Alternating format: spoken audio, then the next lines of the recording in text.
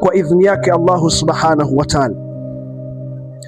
Ndugu zanguni, kama ambavyo darsa zangu mbalimbali zilizopita na kupitia simu ambazo nimezokuwa nikipigiwa mara kwa mara, lakini pia na meseji ambazo nimezokuwa nikitumiwa mara kwa mara kuhusiana na wale ambao ni wahanga katika ndoto, nikwambie mpenzi mtazamaji kwamba hakuna asiyeota, na kama yuko mtu ambaye asiota ndoto, basi ajihesabu kwamba mtu huyu ana matatizo makubwa sana. Ni maana afanye jitihada za maksudi ili kuweza kuangalia namna gani anaweza akapata nusura kwa idhini yake Allahu subhanahu wa ta'ala. Na tunapozungumzia ndoto, ndiyo kitu pekee ambacho Mwenyezi Mungu huzungumza na waja wake kupitia masala ya ndoto.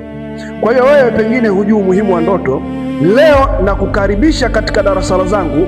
Pengine ndiyo mara ya kwanza au ndiyo mwanzo unaniona, pengine una mambo yako, una ndoto zako zinazokusumbua, sawa?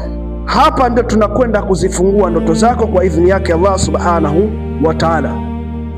Ndugu zanguni, ndoto zinakuja katika mifumo tofauti tofauti na katika mazingira tofauti tofauti. Kwa hiyo tunakuwa tunatafsiri ndoto moja baada ya nyingine, na leo tutakwenda kutafsiri ndoto hatari 7. Ndoto 7 hatari. Kama ataziota mwanadamu, basi afanye jitihada za maksudi ili kuangalia namna gani anaweza akajinusuru kwa idhini yake Allah subhanahu wa ta'ala. Ndugu yangu, usipuuzie ndoto.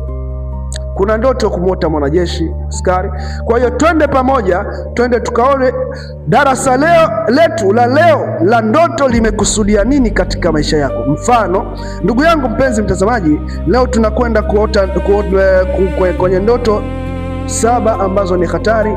Kama atakuwa anaota mwanadamu, basi afanye jitihada za maksudi kuangalia namna gani anaweza akajinusuru.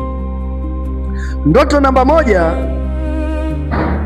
mtu atakayeota ndoto katika usingizi wake anabishana na watu anaoshirikiana nao kaskazini au katika kazi yake. Maana ya ndoto hii,